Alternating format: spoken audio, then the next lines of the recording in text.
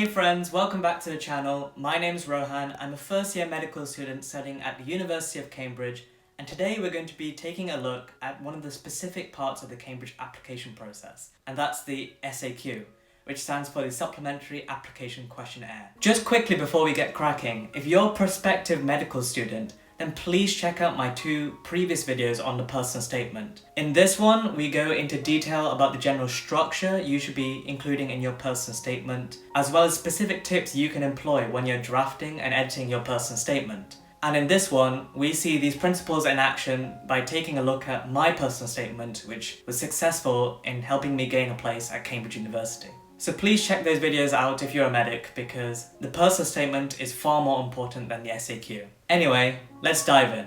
The SAQ is basically another form you fill out when you're applying, but the key thing to remember is that it's specific to Cambridge University. It's usually sent to your email address soon after you send in your UCAS application, and I think the deadline is October 22nd, which, if I'm not mistaken, is 1 week after the UCAS deadline. But just be careful with that, because I think if you're an international student or if you're applying for any specific music scholarships at your college in Cambridge University, you might need to send it in a bit earlier. So make sure you check the website just to verify that. So there's a lot of admin stuff to fill in, which is fairly self-explanatory, and in fact, Cambridge even published a guide which tells you how to fill out the SAQ if you're kind of struggling for any reason. But there's also an opportunity to mention certain extenuating circumstances. So if you do have any of these, this is the place where you declare it.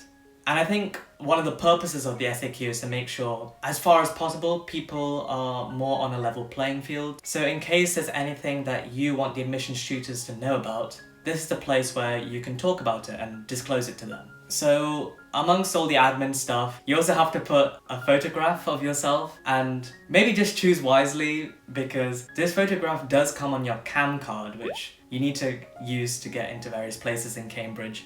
And make sure you choose a decent looking photo, because otherwise your friends, if you get into Cambridge, will terror you for ages. You also have to declare what topics you've covered in your A-level course so far. These are topics or concepts which the interviewers will assume that you're comfortable with. So make sure you're up to date with everything that you declare on your personal statement. Not necessarily the nitty-gritty details which you'll need for passing an exam, but more so the general concepts. Because you don't want to get there and just have no clue what's going on. But if you have the general idea, then that's more than enough, because at the end of the day in the interview, they're assessing how you think rather than how many facts you know. And finally, but most importantly, there's an optional mini personal statement, and I think the character limit is 1,200 characters. And even though it's optional, I highly recommend that you do it, because it's an opportunity for you to stand out more, to show why you're a suitable candidate at Cambridge University. Just a general point about structure, because it's not that big, only 1,200 characters, so you don't have that much space to bring in really deep reflections. So don't worry too much about the general flow or structure.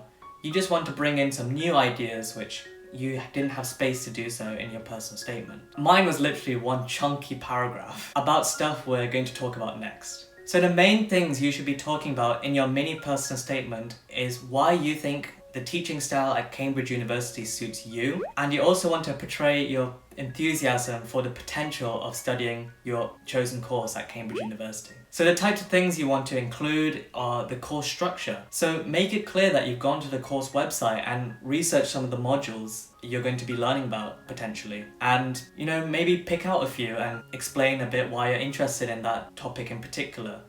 Maybe if it's a really niche topic which isn't taught in many other institutions around the UK, you could bring that up. You could also talk about the specific way they teach.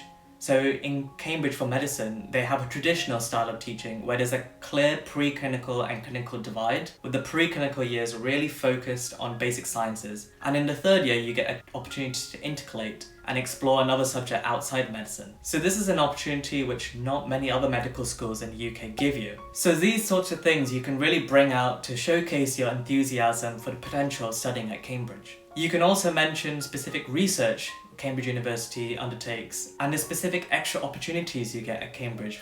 For example, you might be interested in a certain field to do a master's or a PhD down the line. Personally for this, I would stick to more the academic opportunities rather than the clubs and societies, because Cambridge tend to base most of their application process around your academic potential.